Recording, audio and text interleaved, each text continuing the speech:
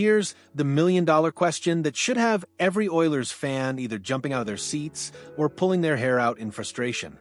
After already gambling on an injured goaltender in Tristan Jarry, are the Edmonton Oilers about to double down and mortgage their future for a 32-year-old defenseman carrying a $6.5 million cap hit through 2029?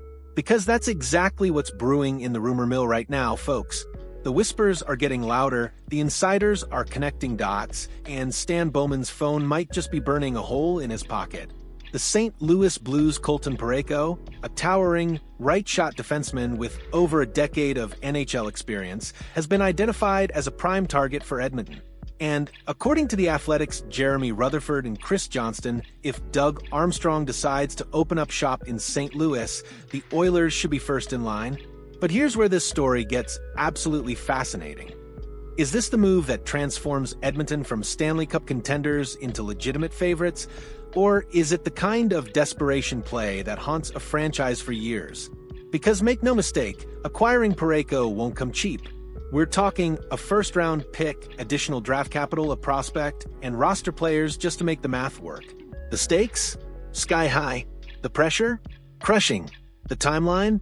Ticking down fast as we barrel toward the trade deadline. So, buckle up, because we're about to dissect every angle of this potential blockbuster and figure out whether Stan Bowman is playing chess while everyone else is playing checkers, or if he's about to make a move that keeps Oilers fans up at night for all the wrong reasons. Let's start with the fundamentals, because if you're going to potentially gut your prospect pool and sacrifice precious draft picks, you better know exactly what you're buying. Colton Parayko isn't some flashy, highlight reel defenseman who's going to wow you with end-to-end rushes or spectacular offensive zone creativity. That's not his game, and it never has been. What Parayko is, however, is a 6'6", 230-pound defensive anchor who plays a steady, reliable, old-school brand of hockey that playoff teams absolutely crave when the games matter most. Think about it this way.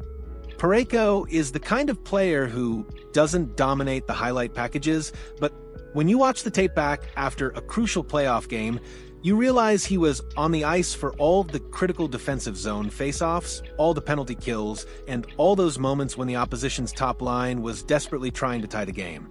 He's a right-shot defenseman, which is like gold in today's NHL, who can eat 22-plus minutes a night, match up against elite forwards, and provide that calming, stabilizing presence on the blue line.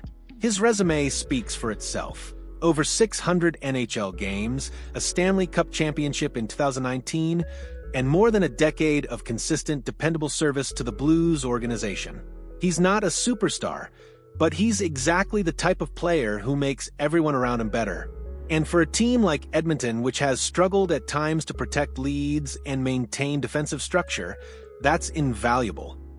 And this is a massive, but he's 32 years old and locked into a contract that runs through the 2028 to 29 season at $6.5 million per year. That's 4 more years after this one, folks. For more years of significant cap commitment to a player who's already on the wrong side of 30 and whose game relies heavily on skating, positioning, and physical play, all attributes that tend to decline as players age. Chris Johnston made an interesting point in his analysis, suggesting that Parayko's contract should age like a fine wine in an environment where a surging salary cap sends player salaries skyrocketing. The logic is sound. As the cap continues to climb in the coming years, a $6.5 million hit for a steady top-4 defenseman might actually look like a bargain compared to what similar players will command on the open market. But that's banking on Parayko maintaining his current level of play well into his mid-30s, which is far from guaranteed. Now, let's talk about Edmonton's current situation, because understanding their roster construction is crucial to evaluating whether this move makes sense. The Oilers just acquired Tristan Jarry to address their goaltending concerns, and he's already injured. That's not exactly the confidence-inspiring start they were hoping for. But even setting aside the goaltending drama, this team has multiple areas that could use reinforcement before the playoffs. Option 1, add a legitimate top-6 forward. Connor McDavid and Leon Draisaitl are generational talents, but depth scoring has been inconsistent. Bringing in a proven scorer who can slot into the top 6 and take some offensive pressure off the superstars would be huge. Option 2. Bolster the bottom 6 with an impactful depth piece.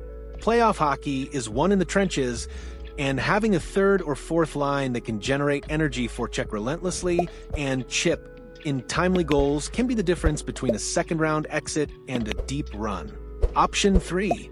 Solidify the blue line with another steady defenseman. This is where Parayko enters the conversation. The Oilers' defense has been serviceable but not spectacular, and adding a player of Parayko's caliber could provide the kind of shutdown ability they'll need against teams like Colorado, Vegas, or Dallas in a 7-game series. The question Stan Bowman faces is this: which need is most urgent, and which move gives Edmonton the best chance to win the Stanley Cup this year? Because here's the harsh reality: the Oilers are in win-now mode. McDavid and Draisaitl are in their primes, and the championship window won't stay open forever. Every decision needs to be made through that lens. But win now doesn't mean win at any cost. Mortgaging the future for a player who doesn't move the needle enough could set the franchise back years. Let's get into the nitty-gritty of what it would actually take to pry Colton Parayko away from St. Louis, because this is where things get really complicated. According to Rutherford and Johnston's estimates, the Blues would likely demand a first-round pick, a mid-round pick, probably a second or third, a prospect, a roster player to balance salaries now. Edmonton doesn't own its first-round pick this season. It was already traded away in a previous deal. But they do have first-rounders in each of the next 3 drafts, so they have currency to work with. The mid-round picks? They're relatively well-stocked there too. Where this gets messy is on the player and prospect side. To make the money work, Edmonton would need to send back somewhere between $3 to $4 million in salary. The candidates? Andrew Mangiapane, $3.6 million, Kasperi Kapanen, $1.3 million, or David Tomasek, $1.2 million, could all be used as salary offsets. Adam Enrique, $3 million, is another option, but he has a full no-movement clause and has already declined to waive it once before. Would he do it now, especially given his struggles this season? That's a conversation Bowman would need to have. And then there's the prospect question. Edmonton's farm system isn't exactly overflowing with blue-chip talent, so giving up a quality prospect in addition to the picks and roster players is going to sting. You're essentially betting that Parayko's impact over the next 4+ years will outweigh whatever that prospect could have become. This is high-stakes poker, folks, and the Oilers are already all in on this season after the Jerry acquisition. Do they push even more chips to the center of the table? Here's where we need to step back and think strategically about roster construction and playoff success. Parayko is undeniably a quality defenseman, but is he the right defenseman for what Edmonton needs? Because there's a difference between adding a good player and adding the right player. The Oilers already have some solid pieces on defense. Evan Bouchard is an offensive dynamo from the back end. Matthias Ekholm provides veteran stability. Darnell Nurse, despite his inconsistencies, is a physical presence who can eat minutes. What they've lacked at times is a true shutdown, right-shot defenseman who can neutralize the opposition's best players in critical situations. Parayko fits that bill perfectly. His size, reach, and defensive acumen make him a nightmare to play against. He's not going to dazzle you with offensive production, but he'll make life easier for everyone else by consistently winning his defensive battles and moving the puck efficiently out of the zone. But here's the counterargument. Is a steady defensive defenseman really what Edmonton needs most? Or would they be better served adding another dynamic forward who can create offense and take pressure off McDavid and Draisaitl? Because playoff hockey often comes down to who can score timely goals, and Edmonton's depth scoring has been questionable at times. This is the eternal debate for contending teams. Do you shore up your weaknesses or amplify your strengths? The Oilers' greatest strength is their elite offensive talent. Do they add to that and try to outscore everyone, or do they address defensive deficiencies and try to become a more well-rounded team? There's no objectively correct answer, which is what makes this so fascinating. let's play devil's advocate for a moment and examine the nightmare scenario. Edmonton trades a 2026 first-round pick, a 2025 third-round pick, a prospect, and Andrew Mangiapane to acquire Colton Parayko. They're thrilled. The fans are cautiously optimistic. Parayko slots into the top four, and everything seems great. Then the playoffs arrive, and Parayko's age starts to show. His skating isn't quite what it was. Younger, faster forwards are able to exploit him in transition.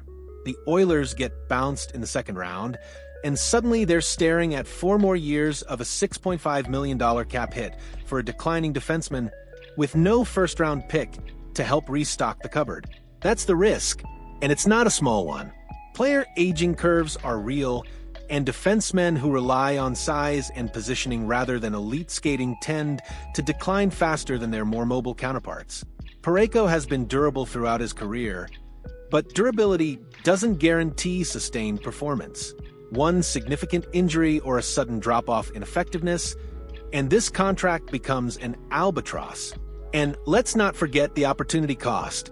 Whatever assets Edmonton gives up for Parayko are assets they can't use to address other needs.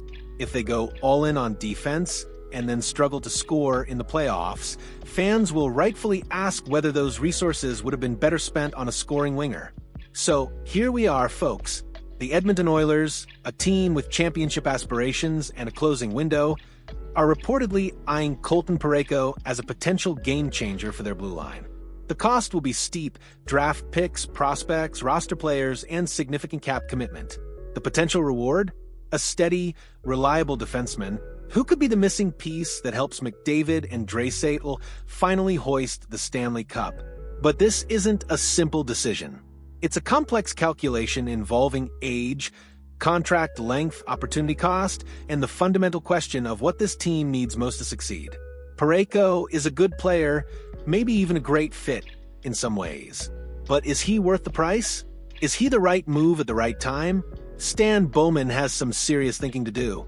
Because in a few months, we'll know whether this was the bold, decisive move that delivered a championship to Edmonton, or the overpay that haunted the franchise for years. The clock is ticking. The trade deadline is approaching, and the Oilers' championship window won't stay open forever. If you're as conflicted about this potential move as I am, drop your thoughts in the comments below. Would you pull the trigger on Parayko, or would you rather see Bowman target a scoring forward? And if you're as obsessed with trade deadline drama as I am, make sure you're subscribed, because we're going to be breaking down every rumor, every insider report, and every potential blockbuster as we race toward March. This is the time of year when championships are won and lost in the front office, and we're going to be there for every second of it.